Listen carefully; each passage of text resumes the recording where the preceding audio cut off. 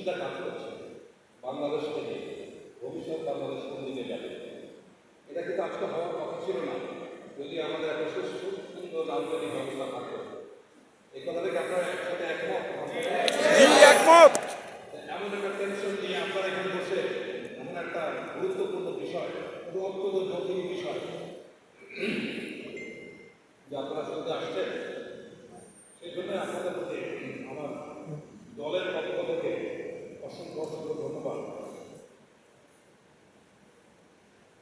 সর্বপ্রথম আমি ভাষা আন্দোলন থেকে শুরু করে 24-এর অভ্যুত্থান বা বিপ্লবে যারা আত্মত্যাগ করেছে তাদের প্রতি সম্মান শ্রদ্ধা জানিয়ে আমি আমার বক্তব্য শুরু করতে যাচ্ছি। ভাষা আন্দোলনে যারা আত্মত্যাগ করেছেন তাদের আত্মত্যাগের বিনিময়ে আজকে বাংলা ভাষা কথা বলা শুরু করছে। মাঝে মহান মুক্তিযুদ্ধ, এই মুক্তিযুদ্ধ যদি আমরা স্বাধীনতা না পেলাম তাহলে আজকে সার্বভৌমত্ব স্বাধীনতার কথা বলার কোনো সুযোগই হতো না। সর্বশেষ 24-এর আন্দোলনে এই জুলাই বিপ্লবে আমরা একটা মঞ্চ পেলাম যেখানে মন খুলে আমরা কথা বলতে পারছি। এই জন্যই সকলের প্রতি শ্রদ্ধা না জানালে আমরা অকৃতজ্ঞতা প্রমাণ করি।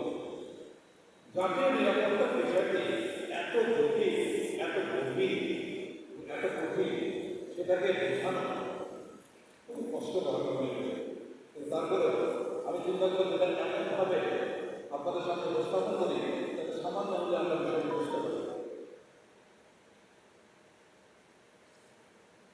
খ্রিস্টপূর্ব 1000 বছর আগে গ্রিসে 152টা সিটি স্টেট ছিল, নগর রাষ্ট্র। তার মধ্যে একটা রাষ্ট্রের নাম ছিল ট্রয়। ট্রয়ের বংশ বা ট্রয়ের ঘোড়া, এই নামটি শুনেছেন কেউ? তাহলে কিছু লোক জেনেছে। আর ট্রয়ের ঘোড়ার কথা না জানলে হেলেনের নাম শুনেছেন, হ্যাঁ? হেলেন ছিল কোন দেশের রানী? ট্রয়ের না। আমি গল্পগুলি বলবো কিন্তু মনোযোগ করে শুনবেন, এটার সাথে আমাদের একটা সম্পর্ক আছে।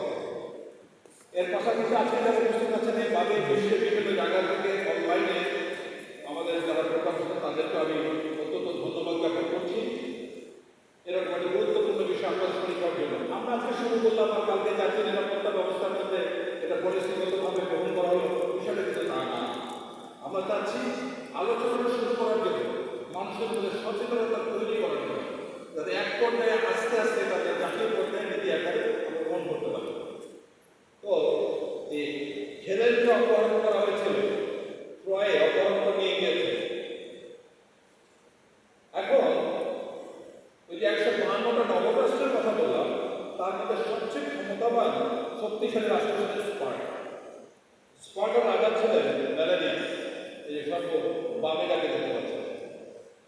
আর ট্রয়ের যুবরাজ ছিল প্যারিস। ট্রয়ের যুবরাজ স্পার্টাতে ঘুরতে গেছে, বেড়াতে গেছে, তখন তাকে আগে আপ্যায়ন করেছে।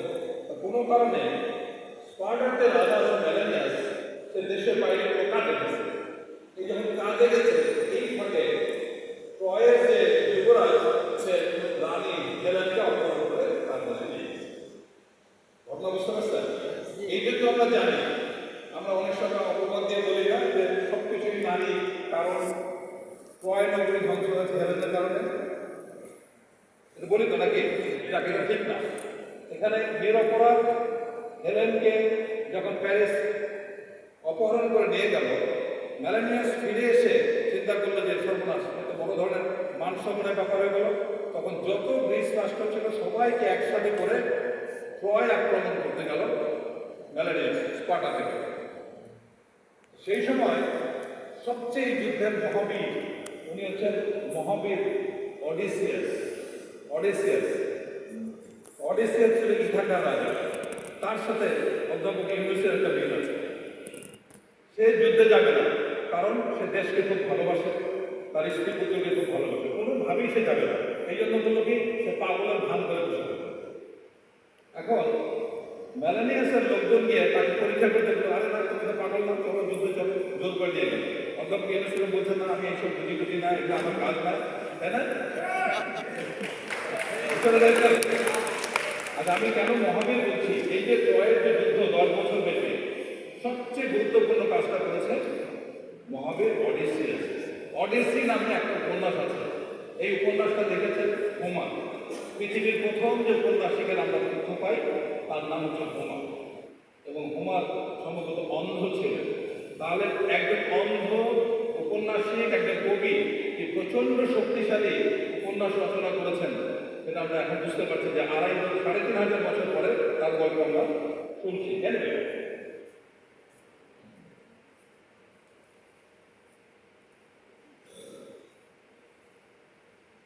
ওকে, এরপরে আসি, এগুলি প্রত্যেকটার সাথে কিন্তু আমাদের সম্পর্ক আছে। এরপর 27 বছর ব্যাপী একটা যুদ্ধ হয় ওই গ্রিসে। সেখানে আমি এখানে একটা জাতির সাথে লিঙ্ক আপ করব। 27 বছর ব্যাপী যুদ্ধ হয়। এই যুদ্ধটার নাম হচ্ছে পেলোপনেশিয়ান যুদ্ধ। পেলোপনেশিয়ান যুদ্ধে থুসিডাইস নামে যে ভদ্রলোক, তিনি ইতিহাসবেত্তা এবং দার্শনিক, তিনি একটা চমৎকার মন্তব্য করছেন 3,500 বছর পরে এটা এখনো প্রযোজ্য।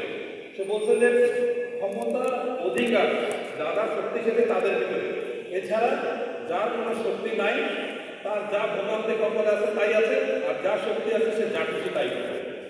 এটাকে আপনারা একমত? মানে অধিকার সমানে সমানে, ক্ষমতায় যারা সমান সমান তাদের মধ্যে অধিকার, বাকি হলো যার শক্তি আছে সে যত্ন করবে, এবং যার শক্তি নাই তার যতটা ভোগান্তি ততটাই করবে। এখন আসি, আমরা মিলাই এই বিষয়টা। আসেন 1960 সালে যখন আমাদের অবিভক্ত ভারতবর্ষ, মানে 47টা ভাগ হলো ভারত এবং পাকিস্তান, সেই সময় পাকিস্তান এবং ভারতের মধ্যে নদীর যে বিষয়টা 1960 সালে সিন্ধু নদী চুক্তি হয়। যে নদী চুক্তি এই গত কিছুদিন আগে যে ভারত পাকিস্তান যুদ্ধ বা যুদ্ধ ভাব হলো, তার একটা অন্যতম কারণ ভারত সিন্ধু চুক্তি বাতিল করেছে। সেই সময় আমরা তো পাকিস্তানের অংশ, পাকিস্তান থেকে ভারত থেকে 3টা নদী, একটা হচ্ছে সিন্ধু নদী, ঝিলাম নদী এবং চেনাব নদী, এই 3টা ভারত থেকে পাকিস্তানে প্রবেশ করেছে। একইভাবে পাকিস্তান থেকে 3টা নদী গেছে ভারতে, এটা হচ্ছে সেতুল, রাবি এবং বিয়াস। তাহলে 6টা নদী নিয়ে চুক্তি হলো 1960 সালে। এই চুক্তি করার জন্য জাতিসংঘ, ওয়ার্ল্ড ব্যাংক, ইউনাইটেড স্টেটস, পৃথিবীর সকল দেশ সবাই মিলে চুক্তিটা করার জন্য। কারণ হচ্ছে দুইটা সমানে সমানে। একই সময়ে পাকিস্তানের অংশ বাংলাদেশ এতগুলি নদী একটা নিয়ে আমাদেরও কেউ বললো না, 6 দফাও আসলো না, এবং পাকিস্তান তো ভুলেই গেল। তাহলে ব্যাপারটা কি, যেহেতু সমানে সমানে শক্তিশালী ভারত পাকিস্তান, এই জন্য তাদের বিষয়টা চুক্তিবদ্ধ হলো। কিন্তু আমাদের যে নদীর যে সমস্যা, এটা নিয়ে কেউ কখনো কথা বলে না। বাংলাদেশ এমন একটা দেশ পৃথিবীর মধ্যে, এর নদীর সংখ্যা 3,000-এরও বেশি, কাগজ কলমে 750 নদী। ভারত বাংলাদেশের মধ্যে দ্বিপাক্ষিক নদী কতটা জানেন? ভারত বাংলাদেশের মধ্যে কয়টা নদী আছে? হ্যাঁ, কত?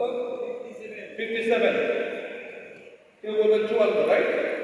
আমরা জানি 54। ভারত বাংলাদেশের মধ্যে নদী হচ্ছে 200, আমরা জানি না। এখন যে প্রশ্নটা আসছে যে যদি নদীর চুক্তি হয়, তাহলে একটা নদী 2টা নদীর মধ্যে হলে হবে না। এটা একটা বেসিন হয়ে যাবে। পদ্মা এলাকায় যত নদী আছে, এটা যে পদ্মা বেসিন, এরপরে যমুনা অঞ্চলে যেটা আছে, যমুনা বেসিন, মেঘনা বেসিন, মানে এইরকম ক্লাস্টার করে নদী চুক্তি করতে হবে। এইটা হলো বাস্তবতা। তাহলে আমরা পানিতে ভীষণভাবে বঞ্চিত হচ্ছি, রাইট? এর মধ্যে দেখেন 200 নদী চুক্তি হয়েছে মাত্র 2টা। একটা চুক্তি কি বলেন? গঙ্গা চুক্তি। গঙ্গা চুক্তি একটা নদী হলো গঙ্গা চুক্তি। দ্বিতীয়টা হলো ফেনী নদী চুক্তি। খুব ইন্টারেস্টিং, খেয়াল করেন, বাংলাদেশের একমাত্র নদী যেটা বাংলাদেশ থেকে ভারতে প্রবেশ করেছে, একমাত্র নদী কিন্তু। এই নদী থেকে 1.82 কিউসেক পানি, বিশাল একটা পানি আমরা ভারতকে উত্তোলন করার অনুমতি দিয়েছে, আমাদের সরকার দিয়েছে। চিন্তা করতে পারেন জিনিসটা? এটা নিয়ে আপনার যে প্রতিবাদ, আপনারা জানেন, ওখানে আমি যেতে যাচ্ছি না। তাহলে কথা হচ্ছে যে আমাদের 200 নদীর মধ্যে একটা নদীর চুক্তি কেন? এই একটা নদীর চুক্তিতে বলা আছে যখন লিন পিরিয়ড, যখন পানি থাকবে না, তখন 90% পানি ভারত বাংলাদেশকে প্রদান করবে। এটা মাপবে কোন জায়গায়? হার্ডিঞ্জ ব্রিজ এলাকায়। আর ওদিকে মাপবে হচ্ছে ফারাক্কায়। ঠিকই 90% পানি আমাদেরকে দেয় ভারত, বাকি 198টা নদী। আচ্ছা ঠিক আছে, এটা নয় ভারত করতেই পারে।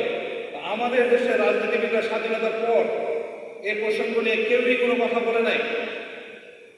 অবাক কাণ্ড।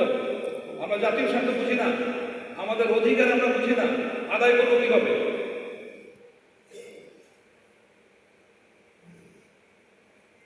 উনিশশো ৭৭ সালে এই নদী সংক্রান্ত একটা চুক্তি হয়, ইন্টারন্যাশনাল কনভেনশন। যদি কারো নদী নিয়ে বিরোধ থাকে তাহলে এই কোর্টে গিয়ে সে বিচার চাইতে পারে। 2014 সালে ভিয়েতনাম হচ্ছে 35তম দেশ এই নদী চুক্তি সই করে, বাংলাদেশ আজ পর্যন্ত স্বাক্ষর করে নাই। চিন্তা করতে পারেন, আজ পর্যন্ত পৃথিবীতে যদি পানি বঞ্চনা হয়, বাংলাদেশ হচ্ছে সবচেয়ে বঞ্চিত দেশ পৃথিবীর মধ্যে। একটা আন্তর্জাতিক আইন আছে, সেখানে আমরা স্বাক্ষর পর্যন্ত করি নাই। তাহলে আমি যদি বলি স্বাধীনতার পর থেকে যতগুলি রাজনৈতিক দল বাংলাদেশে আসছে, কেউই বাংলাদেশের জাতীয় স্বার্থ রক্ষা করে নাই, কথাকে ঠিক কি মিলে? তাহলে আমাদের এই বঞ্চনাকে আমরা বুঝবো না, এটাকে আমি সারা জীবন বঞ্চিত থাকবো?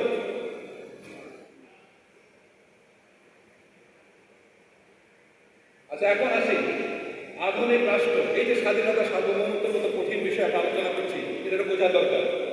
তাহলে একটা আধুনিক রাষ্ট্র কনসেপ্টটা আসছে 1648 সালে। সেখানে 4টা ওয়েস্ট ইন্ডিয়াতে একটা চুক্তি হয়। সবাই মারামারি করে যে না ভাই, শান্তিতে থাকতে চাই, আমরা একটা রাষ্ট্র গঠন করতে চাই। এখানে 4টা নির্দিষ্ট জায়গা দরকার, নির্দিষ্ট বিষয় আছে। একটা নির্দিষ্ট ভূখণ্ড লাগবে, তারপর একটা জনগোষ্ঠী লাগবে, একটা সরকার লাগবে, সার্বভৌমত্ব লাগবে। আর সার্বভৌমত্ব জিনিসটা আমি এভাবে বলি যে এটা আমাদের বাড়ির মতো। আপনার যে ফ্ল্যাট আছে শহরে বা আপনার গ্রামের যে বাড়ি আছে, এখানে আপনার বাড়িতে যে কয়েকজন পরিবার আছে, এটি আপনার পরিবারের নিজস্ব লোক। এখানে আপনি কোন খেতে কোন কি আবাদ করবেন, কোথায় বেড়া দেবেন, কোথায় কি গাছ লাগাবেন, এই ব্যাপারে বাইরে কারো কোনো কিছু করার আছে? বিষয়টা হচ্ছে সেরকমই।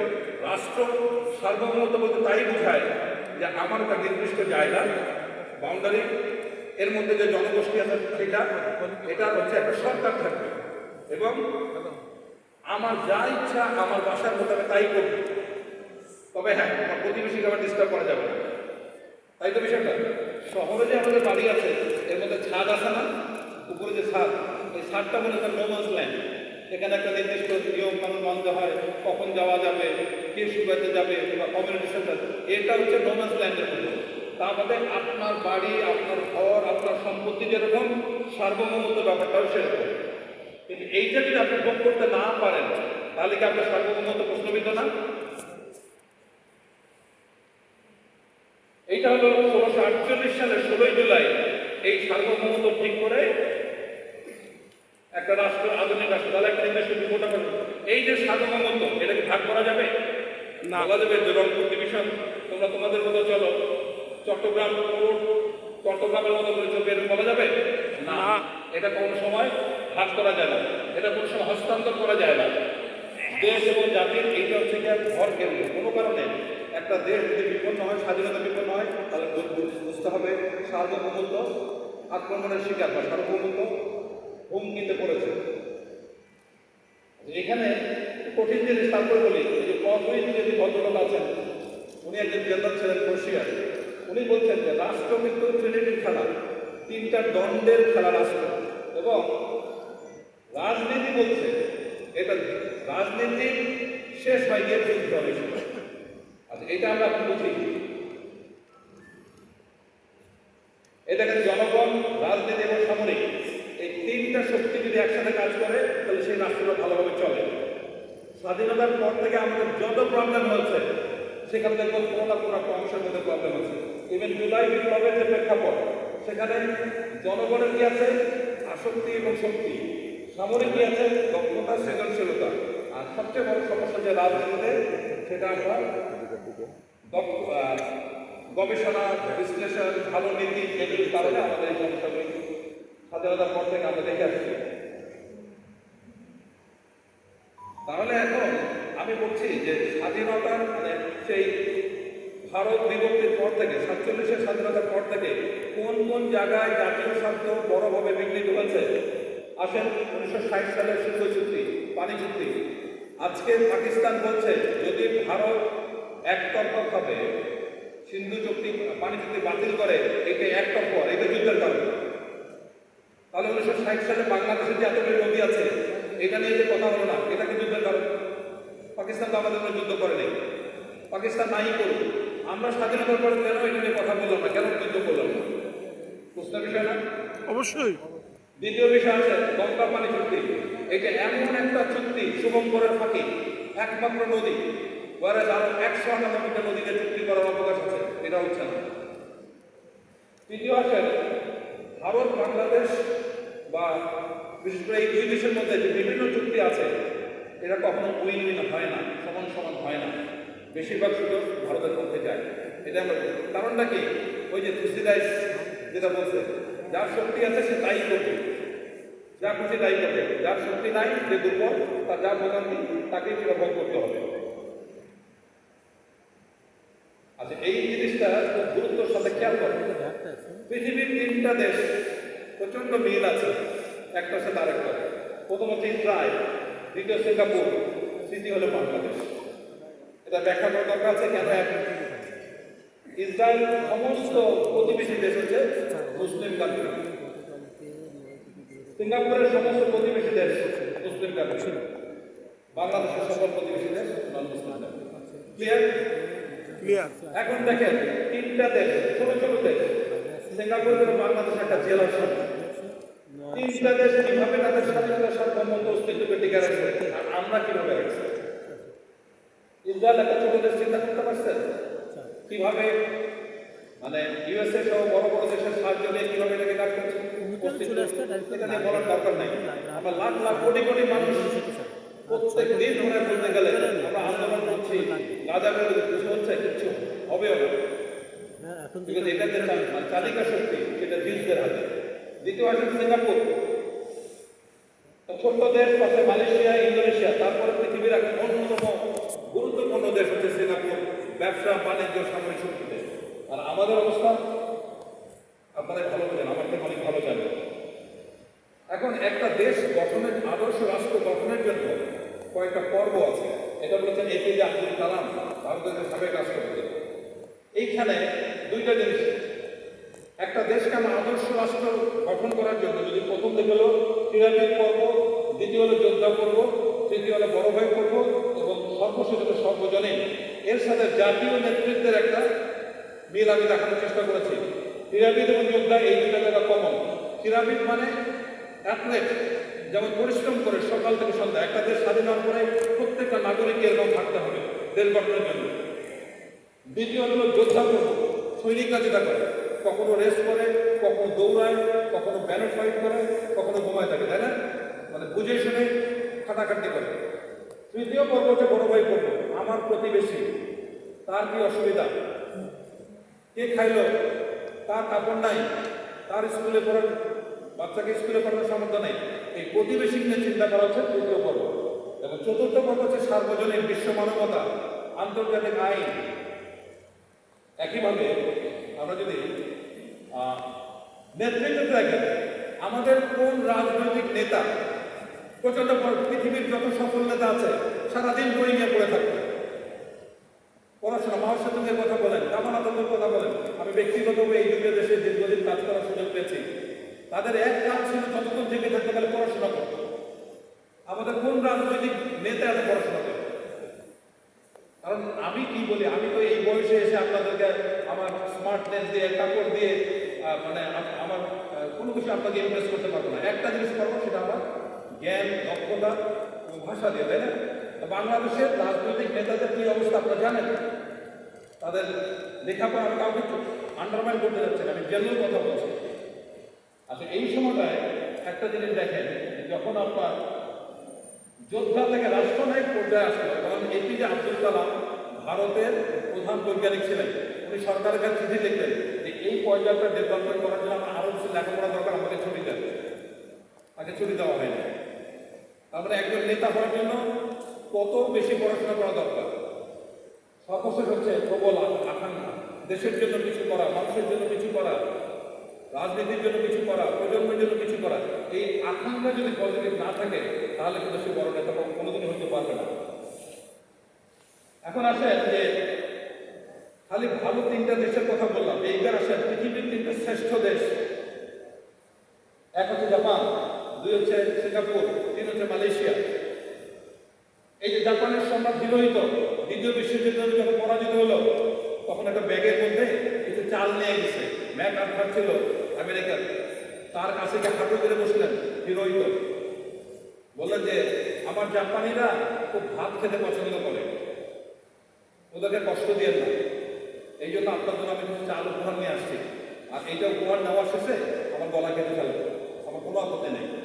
চিন্তা করতে পারেন একজন নেতা তার দেশের জনগণের জন্য যার কাছে হেরেছে তার কাছে কি আকুতি বিনতি করেছে।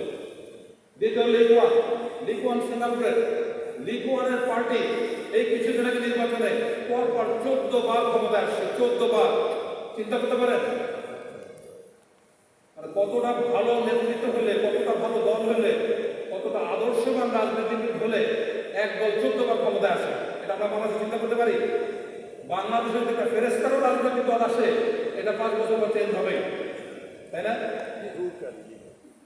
তাহলে এখন তো বলছে এই লিকুয়ান 60-এর দশকে মালয়েশিয়া লিকুয়ান মানে সিঙ্গাপুরকে বের করে দিল। লিকুয়ান গিয়া তখন সমস্ত সিঙ্গাপুর পাশের কাছে গিয়ে হাউমাউ করে কাঁদল, কি দুর্ভাগ্য আমার জাতির যে আজকে মালয়েশিয়া আমাদেরকে ডিভোর্স করলো, আমাদেরকে বের করে দিল। আর এখন প্রত্যেক দিনে মালয়েশিয়া কখন চাপড়ায় কি ভুল আমরা করছি সিঙ্গাপুরকে বাদ দিয়ে, খেয়াল করছেন? এবং মাঠের মানুষ জীবনের শেষ দিন পর্যন্ত মালয়েশিয়ার জন্য কিছু করে গেছে। তার মানে কি, যেসব দেশ পৃথিবীতে সফল হয়েছে আদর্শ রাষ্ট্র, এর মূল কারণ হচ্ছে নেতৃত্ব। আপনারা একমত? একমত একমত। তার মানে আমরা জাতি হিসেবে অভাগা, এখন সেই নেতৃত্ব আমরা পাইনি। একমত? একমত।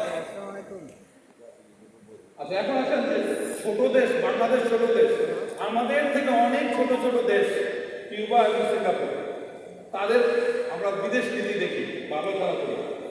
কিউবা একেবারে মার্কিন যুক্তরাষ্ট্রের নাকের ডগার মধ্যে ফিদেল ক্যাস্ট্রো এরকম একটা নেতা পেয়েছে।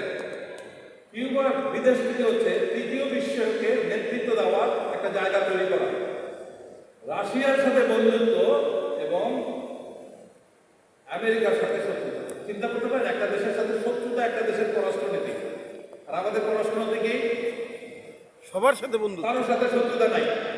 আমাকে যদি এক গালে একটা চড় মারে আমি আর একটা গাল পেতে দেবো, ভাই না তার মানে তো আর একটা মারে, এইটা কোনো পররাষ্ট্রনীতি হতে পারে না। আপনারা একমত? একমত একমত। সিঙ্গাপুর ছোট দেশ হিসেবে আঞ্চলিক ও বিশ্বের কোনো বিষয়ে তারা আগ্রহী নয়, কিন্তু সবচেয়ে গুরুত্বপূর্ণ আজকের বিষয়ের জন্য একটি শক্তিশালী প্রতিরক্ষা ব্যবস্থা, ডেটারেন্ট মিলিটারি ডিফেন্স সিস্টেম।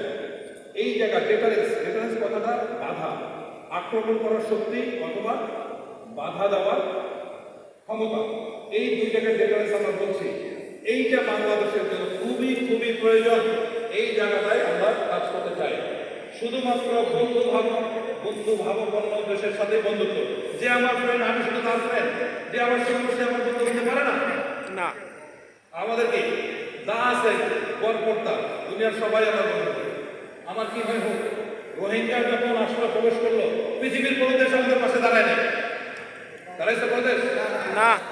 কিন্তু আমরা বলছি পৃথিবীর সব দেশ আমার বন্ধু, যা করে করুন। একটা দেশের সার্বভৌমত্ব কিভাবে পূর্ণ হয়? এটা অভ্যন্তরীণ কারণে হতে পারে, আর বহিঃশক্তির বাইরের প্রভাব, আচরণ, আক্রমণের কারণে হতে পারে। আমরা স্বাধীনতা সার্বভৌমতার বিশাল জিনিস, এটা দেখা যায় না, ছোঁয়া যায় না, এত গভীর জিনিস। মানে এক কথা বললে স্বাধীনতা বিক্রি হয়ে গেল, জিনিস এত সস্তা না।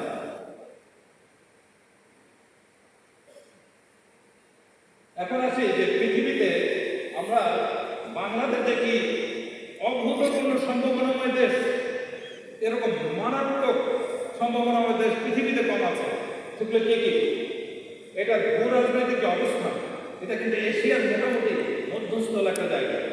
আমাদের সমুদ্র আছে, আমাদের প্রতিবেশী দেশ যেগুলো আছে, আমরা ল্যান্ডলক কান্ট্রি না, অনেক দেশের সাথে তাদের কোনো বন্ধন নাই। সুতরাং এটা পৃথিবীর একটা অত্যন্ত গুরুত্বপূর্ণ ভূ রাজনৈতিক ও অর্থনৈতিক স্থান। দ্বিতীয়ত হল পৃথিবীর বিমান পরিবহনে বাংলাদেশ হতে পারত একটা কেন্দ্রবিন্দু। দুবাই যেমন, দুবাইয়ের ব্যবসা কি? এই বিমান ব্যবসা। এটা বাংলাদেশ এশিয়ার যতগুলো দেশ আছে দেখেন, এখান থেকে অনেক দেশে যাওয়া খুব সহজ। তৃতীয়ত হলো এরকম কনডেন্স, এরকম ঘন বাজার পৃথিবীর কোনো দেশে নাই। 18 কোটি মানুষ, এই যে আমাদের যে বিভিন্ন জিনিস আমরা নেই বা আমরা বাড়ির জন্য খরচ করি বা প্রয়োজন হয়, এত ঘন বাজার পৃথিবীর কোথাও নাই। বাংলাদেশে হতে পারত পৃথিবীর অন্যতম বৃহত্তম গভীর সমুদ্র বন্দর, যেটা শ্রীলঙ্কাতে আছে, যেটা সিঙ্গাপুরে আছে। আমাদেরকে কিচ্ছু নাই। প্রাচীন ঐতিহ্যে আমাদের যে ঐতিহ্য আছে, একটা সময় পুরো পৃথিবীর বাজেটের 14 ভাগ আসলে এই বাংলা থেকে। চিন্তা করতে পারেন, পুরো পৃথিবীর বাজেট কিন্তু তার 14 ভাগ আসলো এই বঙ্গ এরিয়া থেকে। তাহলে আমাদের কি দরকার? একটা রেনেসাঁ দরকার। রেনেসাঁ মানে কি? পুনর্জাগরণ, নতুন করে গড়ে উঠতে হবে। আমরা এটা সরাই ফেলবো, এটা রাখবো না। এটা একটা বই যেটা লেখা আছে যে আমাদের তো সামরিক একটা দেশ কখন ব্যর্থ হয়, একটা দেশ যদি ব্যর্থ হয় তার রাজনৈতিক এটা আমরা থাকি না, হিসাব আমরা করা নয়। ব্যর্থ হয় নেতৃত্বের কারণে, কারণ নেতা শিখাতে পারে না এটা রাখবো না, একটা সময় কিভাবে বড়লোক হতে হয়। এই জন্য একটা দেশ ব্যর্থ হয়। 1-1.5 মাস সময় লাগবে এটা কাজ করতে। তাহলে আমাদের মূল সমস্যা এখন কোনটা?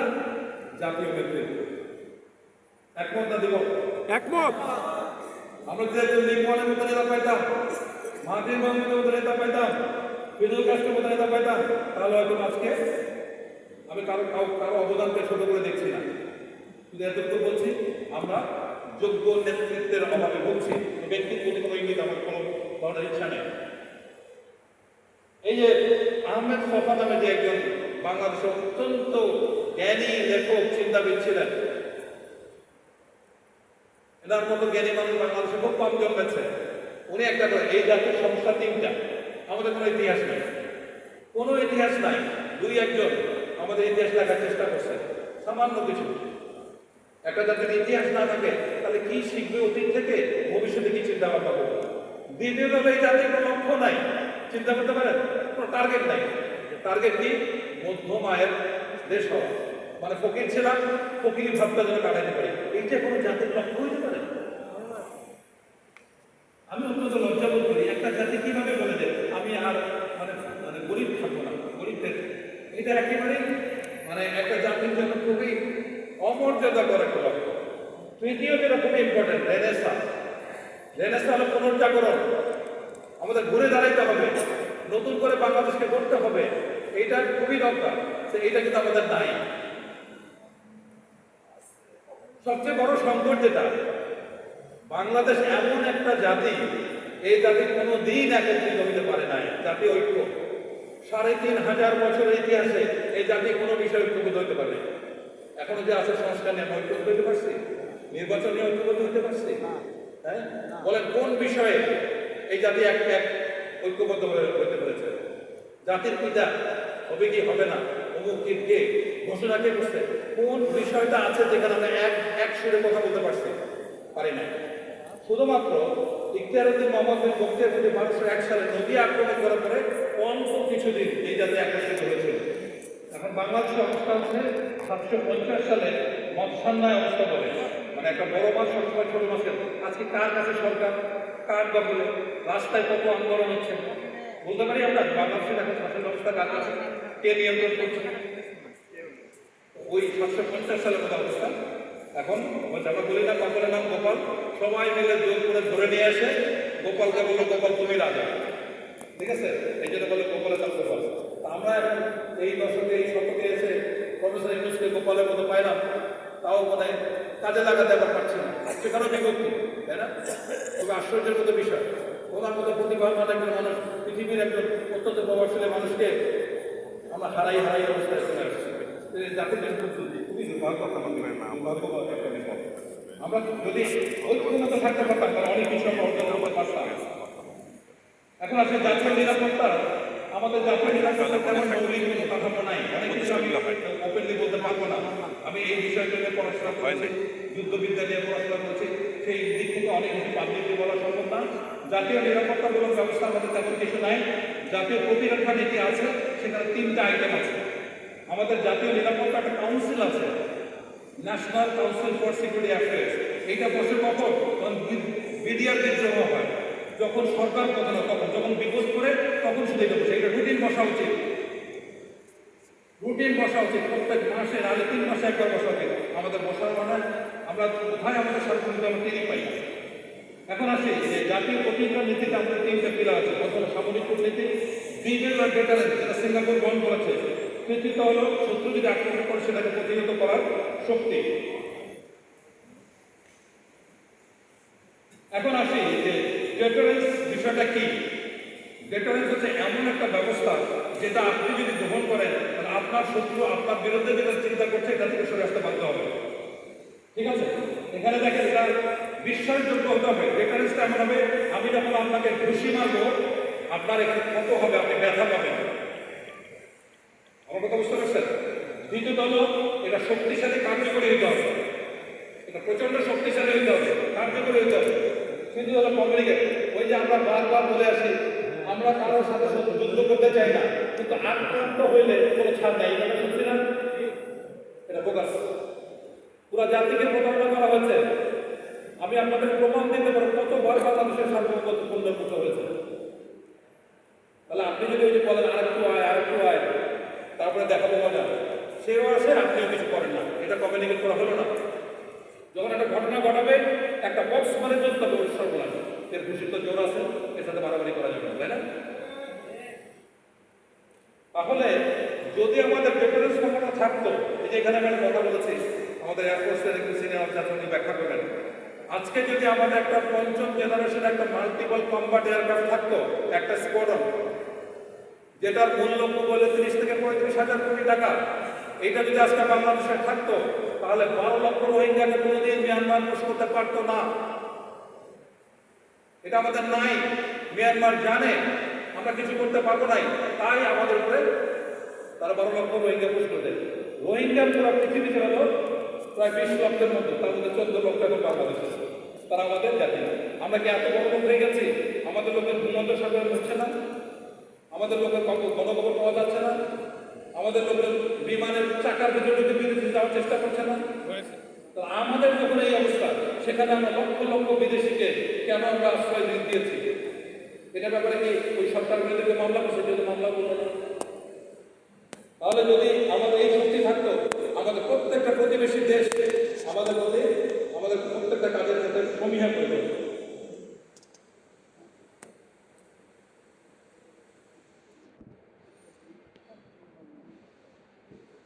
তাহলে সেই দৃষ্টিকোণ থেকে আমাদের নিরাপত্তা ব্যবস্থা পুরো কাঠামোটাকে সাজাতে হবে, কোনো সন্দেহ নাই।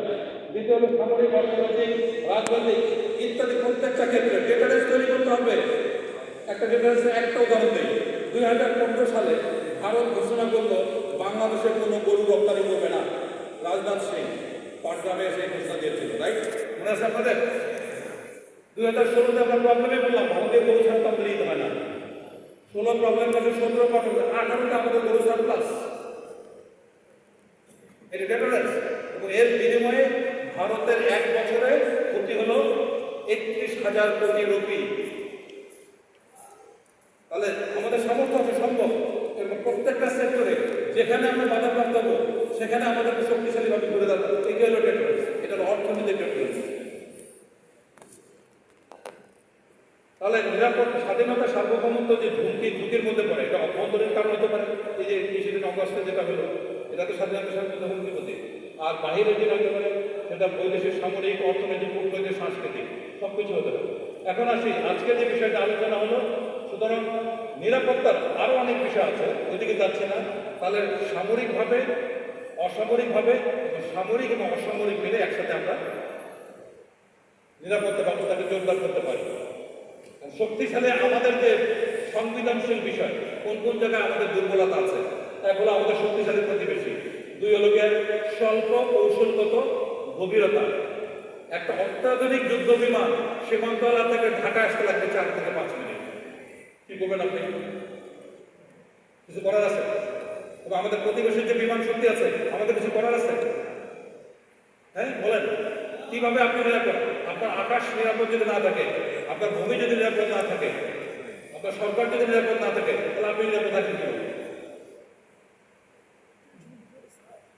তাহলে এখন আসেন, ছোট্ট দেশ সিঙ্গাপুর, সে আছে পৃথিবীর একটা অন্যতম শক্তিশালী সামরিক শক্তি। কি করেছে আমরা ওইটা একটু দেখি। সিঙ্গাপুরের যখন অবস্থা খুবই খারাপ, 60-এর বা 70-এর দশকে, তখন তার প্রতিরক্ষা নীতি যেটা অবলম্বন করে খুবই চমৎকার, পচা চেঙ্গি নীতি। শুনছেন কখনো? পচা চিংড়ি মাছ, এইটা একটা দেশের নিরাপত্তা ব্যবস্থা। এটা কিরকম? যে you eat me I will let you die, তুমি আমাকে খাবে খাও কিন্তু তোমার মৃত্যু নিশ্চিত। চিংড়ি মাছ পচে গেলে বিষাক্ত হয়ে যায়। এইটা হলো একটা জাতির প্রতিরক্ষা নীতি। চিন্তা করতে পারছেন? যখন সিঙ্গাপুরের সামর্থ্য বাড়ল তখন সে আর একটা পদ্ধতিতে গেল, সেটা হলো সজারু নীতি। এটা খুব চমৎকার বিষয়। এখন সজারু নীতিটা কিরকম আমরা এই একটা ছোট্ট একটা ভিডিওতে দেখি। One day, a clever fox met a hedgehog in the forest. The fox said, "I know many tricks to escape danger." The hedgehog replied, "I only have one trick, but it helps me every time." Suddenly, a hunter came with his dogs. The fox tried many tricks, but got confused and was caught. The hedgehog rolled into a tight ball, and the dogs could not hurt him. He stayed safe while the fox was taken away. Moral: it's better to master one skill than to be a jack of all trades. গল্পটা বলছেন কিছু এক শিয়াল আছে না, শিয়াল সজারুর কাছে গিয়ে বলে যে আমার অনেকগুলো টেকনিক জানা আছে, ও ডানে যায় বামে যায় লাফায় ভেসকি কাটে ইত্যাদি ইত্যাদি। সজারু বললো, ভাই তোমার অনেক কিছু থাকতে পারে, আমার একটা নেই, আমার কাছে আসবা, আমি কাটাকে চাই। যখন কুকুর আসে, শেয়াল আসে, আস্তে দিয়ে বলতে মাথা করে আর এবার কাছে আসে। এইটা হচ্ছে একটা জাতির সিঙ্গাপুরের নিরাপত্তা প্রতিরক্ষা নীতি। আমরা তো এর চিন্তা ভাবনা করতে পারি নাকি? তাহলে এখন আসেন যে আমাদের শক্তি কি, আমাদের দুর্বলতা কি, আমাদের কি করতে হবে, এই স্লাইডটা খুবই ইম্পর্টেন্ট। তাহলে আমাদের বিশাল জনগোষ্ঠী, পৃথিবীর অনেক দেশ আছে, প্রচুর জায়গা কিন্তু লোক নাই, সেখানে আমাদের জনগোষ্ঠী অত্যন্ত গুরুত্বপূর্ণ, কৌশলগত অবস্থান আমাদের অত্যন্ত শক্তিশালী। আমাদের ভূমি হচ্ছে পৃথিবীর একটা সবচেয়ে প্রতিরোধ করার জন্য একটা প্রতিরক্ষামূলক একটা ভূমি। যত বড় শক্তি আসুক না কেন, যত বড় শক্তি পৃথিবী আসুক না কেন, এখানে ঢোকা সহজ, বের হইতে পারবে না।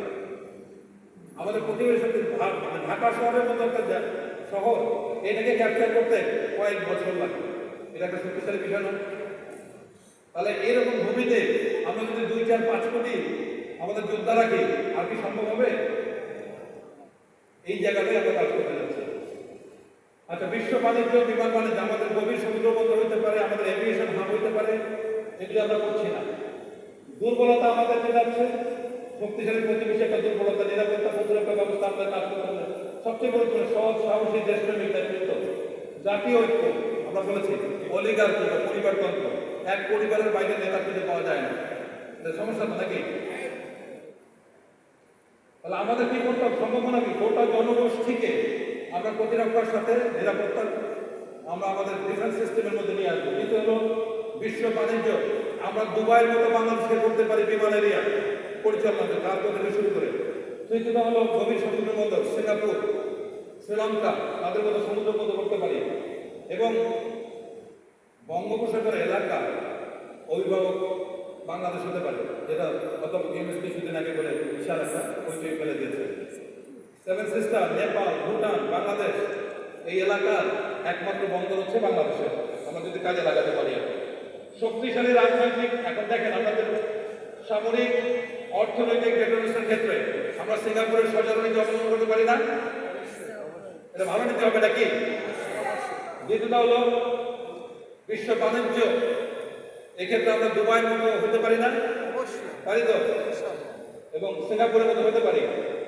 শক্তিশালী একটা রাজনৈতিক বন্দোবস্ত, এটার জন্য কি ওই যে ওডিসিয়াসের গল্প বললাম, ওডিসিয়াসের একটা অংশ বলি নেই তখন ইচ্ছা করে, যখন দেখো 9 বছরের যুদ্ধ কোনোভাবেই থামছে না, ওডিসিয়াস তখন একটা কাঠের ঘোড়া বানাইল, বিশাল কাঠের ঘোড়া বানায়, তার সঙ্গীদেরকে বলল আমরা ভিতরে ঢুকবো, আর একটা পরিকল্পনা আছে, সেই পরিকল্পনা কাউকে ব্যাখ্যা করে নেয়। আর ওই ব্রিজ থেকে যারা আসছিল সবাইকে বিকালবেলা পাঠাই দিল যে জাহাজগুলি আসছিল, যুদ্ধ জাহাজ। এখন ট্রয়ের লোকজন দেখলো আরে ব্রিজ না হেরে গেছে, ভেঙে গেছে, খুব আনন্দ করলো। বাইরে বেরোতে বিশাল একটা কাঠের ঘোড়া, এইটা নিয়ে টেনে আর নগরের ভিতর নিয়ে আসলো ট্রয়ের মধ্যে। দরজা ভেঙে এটাকে ঢুকাতে হলো। এইটা নিয়ে সারা রাত আনন্দ উল্লাস করলো যে ট্রয়েরা জিতে গেছে, গ্রিকরা হেরে গেছে। এই সারা রাত আনন্দ ফুর্তি মদ খাওয়ার পরে সবাই যখন ক্লান্ত হয়ে গেছে, তখন ওডিসিয়াস ভিতর থেকে দরজা খুলে বের হয়ে আসলেন, এসে নগরের দরজা খুলে দিলেন। মিনওয়াইল ওই যে যুদ্ধ জাহাজগুলো উল্টা রওনা দিছিল, তারা আবার ফিরে এসে তখন ট্রয় আক্রমণ করলো। চিন্তা করতে পারছেন কত বড় মেধাবী লোক? আমাদের নেতৃত্বে এখন ওডিসিয়াসের মতো লোক দরকার, ঠিক কিনা? আচ্ছা, আমাদের দেশের প্রতিরক্ষা সামগ্রী স্বাধীনতার পরে বাংলাদেশে কোনো অর্ডিন্যান্স ফ্যাক্টরি হয় নাই একটাও। 50 বছরে আমাদের সামরিক উৎপাদন করার কোনো আইটেম তৈরি করা হয় নাই, এটা চিন্তাই করা যায় না। আচ্ছা, এখন আমরা কি ছেড়ে দেব? হ্যাঁ, ইতিহাসে এরকম অনেক উদাহরণ আছে। এই যে এখানে দেখছেন ডেভিড এবং গুলিয়াত একটা 12 বছরের ছেলে। এটা হলো হিব্রু ঔপন্যাসিক, হিব্রুদের কাহিনীর মধ্যে আছে। তো গুলিয়াত হচ্ছে বিশাল শক্তিশালী যোদ্ধা, সে কয়েক হাজার সৈন্য নিয়ে আসছে। এখন তখনকার সিস্টেম হলো সামনাসামনি দুইজনে যুদ্ধ করতে হবে, কেউই রাজি হচ্ছে না। তখন 12 বছরের ডেভিড বলল যে আমি যুদ্ধ করব। তো সবাই তো অবাক। তো যখন গুলিয়াত আসছে, যখন ডেভিড আসছে, তখন গুলিয়াত বলে আই তোরা সর বাংলা নায়কের মতো, এই বাচ্চাকে আমি একাই সবার করে দেবো, তুলে আসার মারবো, এরকম বহুত কিছু করলো। হ্যাঁ, গুলিয়াত করছে কি, ডেভিড করছে কি, কয়েকটা গুলতি নিয়ে আসছে পকেটের মধ্যে, কয়েকটা গুলতি নিয়ে আসছে। এবং যখন সে বসে হুঙ্কার দিছে, তখন পাঁচটা গুলতি নিয়ে আসছে। ওই যে এইভাবে ছুঁড়ে মারছে ঠিক এই জায়গাটায়, সাথে সাথে গুলিয়াত ধরাশায়ী। চিন্তা করতে পারছেন? তাহলে আমাদের প্রতিবেশী দেশ আয়তনে আমাদের থেকে অনেক বড়, জনসংখ্যায় বড়, অর্থনীতিতে বড়, তাই না? কোনো দিকে আমি তাদের কাছাকাছি যেতে পারবো না, কিন্তু মেধা, ব্রেন, তাই তো? একটা জাতিকে টেনে আনার জন্য একজন নেতাই দরকার। আমার আফসোস 18 কোটি মানুষের মধ্যে কি আমরা এরকম একজন নেতা পাবো না? সেই জায়গাটা আমরা কাজ করার চেষ্টা করছি। এখানে এটা আমার একটা রিসার্চ। আমরা যদি আমাদের শক্তিশালী প্রতিবেশী আমাদের প্রতি কোনোভাবে আক্রমণ করে, তাহলে আমরা যে টেকনিকটা ফলো করব, মেজর দেলোয়ার সাহেব যেটা বুঝিয়েছেন, ওইটার একটা কিভাবে আমরা সামরিক বেসামরিক একসাথে ইন্টিগ্রেট করতে পারি, এইটার একটা মডেল আমি দিয়েছি। তাহলে এইটা হচ্ছে একটা প্রতিরক্ষা ব্যবস্থা, যেখানে দেখেন ওই যে পিছনে যে একটা কোম্পানি আছে, একটা কোম্পানিতে 100 থেকে 150 লোক থাকে, 150 জন ধরে, তাদের সাথে বেসামরিক মিলে সামনে চলে আসবে, সামনে চলে এসে বেস তৈরি করবে। মানে প্রশিক্ষিত হলো গিয়ে 150 জন, এর সাথে প্রায় আরো 200-300 লোক একসাথে হয়ে 10 জন 20 জনের করে ছোট ছোট গ্রুপ করবে। এবং যদি শত্রু আক্রমণ করে, তাহলে এটা মনে করেন শত্রু, এটার বেস, এই বেসগুলো থেকে হাজার হাজার ছোট ছোট গ্রুপ শত্রুর সামনে পিছনে ডানে বামে, এটাকে আমরা ভীমরুল নীতি বলছি। যত শক্তিশালী শত্রু হোক না কেন, যখন আপনি এক রাউন্ড ফায়ার করবেন, সেগুলো থেমে যাবে। ঠিক আছে? তো এইটা হচ্ছে একটা পদ্ধতি যেটা আমরা ফলো করতে পারি যদি আমরা কাজে লাগাই। যখন শত্রু এগিয়ে যাবে, তারাও তাদের অবস্থান বর্জন করবে। এই পর্যন্ত ছিল মোটামুটি জাতীয় নিরাপত্তা, সার্বভৌমত্ব, এই কঠিন একটা বিষয় আমি চেষ্টা করলাম সহজভাবে বোঝানোর জন্য। এখন আমার রাজনৈতিক দল সম্পর্কে একটু কথা বলি। কোনো কিছু তো ফ্রি না, নাকি? আসছেন যখন, কষ্ট করে আমাদের রাজনৈতিক দলের একটু কথা শুনতেই হবে, নাকি? আমাদের অনেক সীমাবদ্ধতা আছে, আপনাদেরকে আমরা অনেকভাবে আপ্যায়ন করতে পারতাম। আমাদের রাজনৈতিক দলের এমন একটা অবস্থা, পার্টির ফান্ড, আমাদের পার্টির ফান্ড এই বাংলাদেশে দিয়েছে, প্রথম শুনে রাখেন, -7 লক্ষ টাকা। মানে পার্টির কোনো ফান্ড নাই, আমরা অনেকেই অনুদান দিয়ে পার্টি চালাচ্ছি। এই জন্যই আমরা হয়তো বা আপনাদের জন্য অনেক কিছু করতে পারতাম সেই সমর্থন, তারপরেও আপনারা এখানে যে কয়জনই আসছেন তারা আমাদের লক্ষ লক্ষ মানুষের থেকে মূল্যবান। কারণ আপনারা নিজ গরজে আসছেন, কষ্ট করে আসছেন, অনেকে দূর দূরান্ত থেকে, বগুড়া থেকে আসছেন, মাগুরা থেকে আসছেন, দিনাজপুর থেকে আসছেন, রংপুর থেকে আসছেন, আমার এলাকা থেকেও আসছেন, লালমনিহাট, আদিতমারি, কালীগঞ্জ থেকে। যাই হোক, সব মিলে হ্যাঁ? কালীগঞ্জ, গাজীপুর তো আসবে, গাজীপুর তো আসা একদম ধারের কাছে, সচিবের এলাকা আসতে পারতো। যাই হোক, ধন্যবাদ। যে যেখান থেকে আসছেন না কেন, দূর দূরান্ত থেকে সকলের ধন্যবাদ। এখন বাংলাদেশের রাজনীতি হলো পয়সার খেলা। একজন এরকম দর্শক আনতে গেলে 1000 টাকা খরচ করতে হয়, তাই না? তাকে দুপুরে খাওয়াইতে হবে, বিরিয়ানি খাওয়াইতে হবে, তার অটো ভাড়া দিতে হবে, পকেট মানি দিতে হবে, তাই না? ওই ধরনের দর্শক আমাদের দরকার নাই। কোনো ফালতু দর্শক জিজ্ঞাসা করলে কার জন্য আসছে কইতেই পারে না, তাই না? তা হাস্যকর বিষয়। কিন্তু আপনারা এখানে যারা আসছেন, মানে আপনারা যে টানে আসছেন যে এরকম একটা বিষয়, এখান থেকে কিছু শিখতে পারি, বুঝতে পারি, তাহলে এটা আমাদের, তাহলে আপনার মতো এরকম গুরুত্বপূর্ণ দর্শক শ্রোতা 1:100, ওই 100 জন 1000 থেকে আপনি হচ্ছেন মূল্যবান।